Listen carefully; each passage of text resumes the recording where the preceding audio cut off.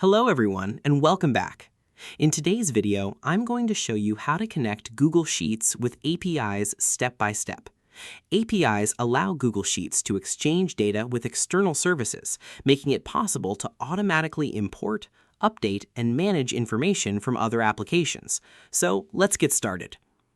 First, open Google Sheets and create a new spreadsheet or open an existing one. Next, click Extensions in the top menu. From the drop-down menu, select AppScript. A new AppScript project will open in a separate tab. You can use AppScript to connect Google Sheets with external APIs. In the script editor, remove any sample code if necessary. Now you'll need an API that provides data. Many services offer APIs that return information in JSON format. If the API requires authentication, make sure you have an API key or access token provided by the service. In AppScript, use the URL fetch app service to send a request to the API. After receiving the response, convert the returned JSON data into a format that can be written into your spreadsheet. Next, use Spreadsheet app to select the sheet where you want the data to appear. Then write the data into cells using methods such as setValue or setValues.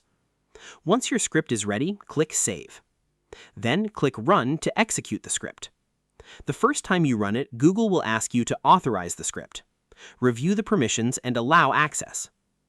After authorization, the script will connect to the API, retrieve the data, and place it into your Google Sheet.